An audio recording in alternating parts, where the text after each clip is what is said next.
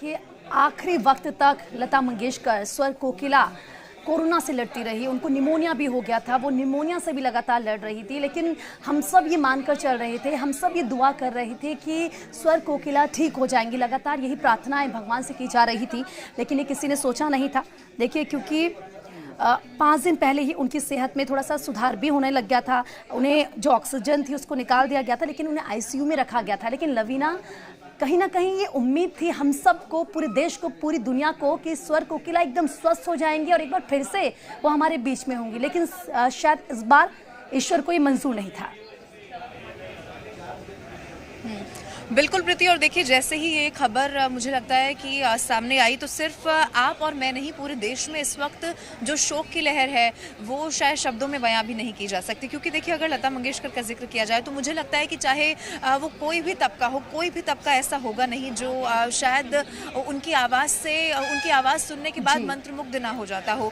और ऐसे समय में उनका हमें छोड़कर चले जाना बहुत दुखद है। लेकिन देखिए, उनके संघर्ष की राह की भी अगर बात की जाए तो बहुत संघर्ष उन्होंने किया, और ये पूरा सफर उनके लिए आसान नहीं था। आपको याद होगा, अगर मैं शुरुआत की बात करूं तो उनकी आवाज़ क्योंकि बहुत पतली हुआ करती थी, उसके वजह से कई ऐसे संगीतकार भी रहे जिन्होंने उन्हें काम देने तक से मना कर दिया था। आप सोचिए कि वहां से यहाँ तक का सफर जब उन्होंने तय किया तो कितनी मेहनत और कितना संघर्ष उन्होंने किया, जिन्होंने अपना पूरा जीवन जो है वो संगीत को समर्पित कर दिया।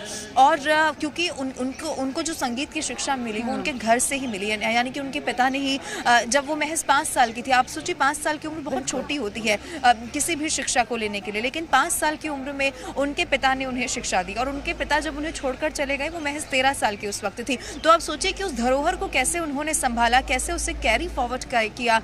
और सिर्फ देश में ही नहीं, आप सोचिए 20 भाषाएं, और बताया जाता है कि 30,000 से ज़्यादा उन्होंने गाने गाए। 6 दशकों की अगर बात की जाए तो अपने आप में उन्हें सबसे ज़्यादा गाने रिकॉर्ड करने का अवसर भी प्राप्त है। तो आप सोचिए कि ऐसे वक्त में जब उनका चले जाना, कैसे कोई उन्हें आज नहीं याद करेगा, कैसे उन्हें आज कोई नहीं श्रद्धांजलि देगा। क्योंकि देखिए, अब बहुत सारे कार्यक्रम भी रद्द होने लगे हैं। क्योंकि इस वक्त मैं बीजेपी ऑफिस में हूँ और यहाँ पर आपको पता है संकल्प पत्र जो है वो आज जारी होना था, लेकिन जो डेप्यूटी सीएम दिनेश शर्मा वो यहाँ पर पहुंचे भी, लेकिन वो यहाँ से निकल चुके हैं। अब कुछ देरी से निश्चित तौर पर संकल्प पत्र जारी होगा, क्योंकि इस वक्त श्रद्धांजलि देने के लिए लता दीदी को, क्योंकि लता दीदी के नाम से ही हर कोई आज उन्हें नमन कर रहा है, लता दीदी को श्रद्धांजलि देने सबसे पहले वो जाएंगे और उसके बाद फिर जो बाकी जो कार्यक्रम थे उनको आगे बढ़ाया जाएगा। लेकिन इस वक्त, और मैं सिर्फ जहाँ से वो आती थी, इंदौर मध्य प्रदेश, सिर्फ वहीं पर नहीं, पूरे देश में और पूरी दुनिया में आज कैसे शोक की लहर है वो हम देख रहे हैं। कैसे उन्होंने अपने सफ़र की शुरुआत की। नूर जहाँ, आपको याद होगा, उस वक्त एक पार्श्व गायिका थी, उनसे उनकी तुलना की जाती थी। और उन्होंने अपनी आवाज़ पर कितना काम किया, उन्होंने अपने लिए कितनी मेहनत की, अपने काम के लिए कितनी मेहनत की। और हमेशा वो अकेली भी इसीलिए रही क्योंकि उन्होंने अपने जीवन में सबसे ज़्यादा अगर ज़रूरी किसी चीज़ को समझा, अगर सबसे प्रायोरिटी पर किसी चीज़ को रखा तो वो संगीत ही था। दिन रात उन्होंने अपना संगीत के लिए समर्पित कर दिया।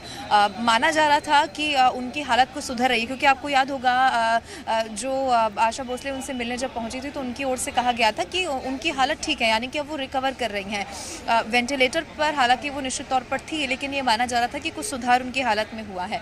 लेकिन नियति को कुछ और मंजूर था, लता दीदी को नहीं बचाया जा सका। और आज सुबह उनके निधन, हालांकि ऑफिशियली अब अनाउंस हुआ है कि उनका वो नहीं रही हमारे बीच, लेकिन सुबह बताया जा रहा है कि उनका निधन हो गया था।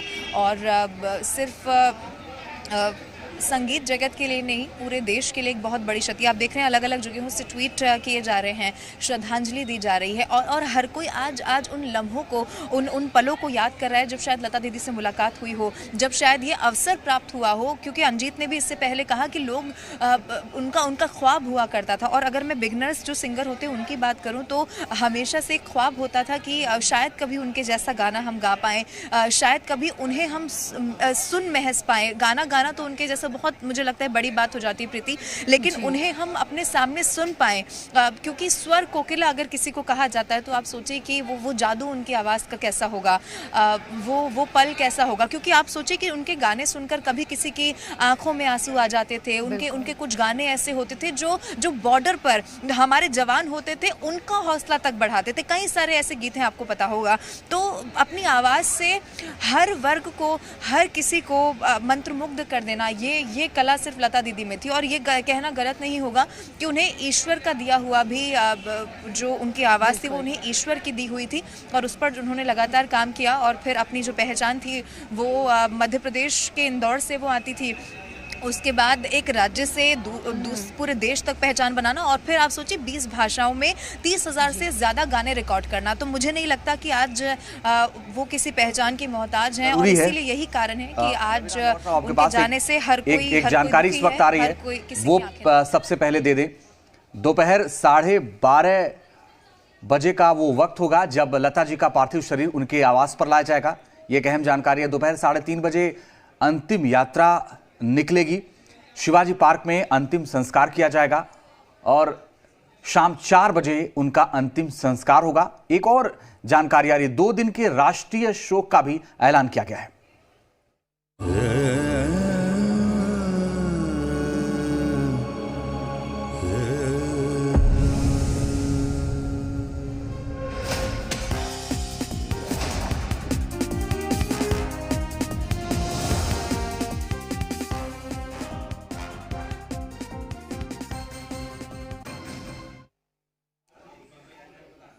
तो देखिए, दोपहर 12:30 बजे लता जी का पार्थिव शरीर उनके आवास पर लाया जाएगा। उसके बाद दोपहर 3:30 बजे अंतिम यात्रा होगी। हर कोई कोशिश करेगा कि उनके अंतिम दर्शन हो सके। शिवाजी पार्क में अंतिम संस्कार किया जाएगा। शाम 4 बजे लता ताई का अंतिम संस्कार होगा। 2 दिन के राष्ट्रीय शोक का ऐलान भी किया गया है, क्योंकि बहुत बड़ा दुख, बहुत बड़ी ये क्षति है, क्योंकि अब लता ताई हमारे बीच नहीं है।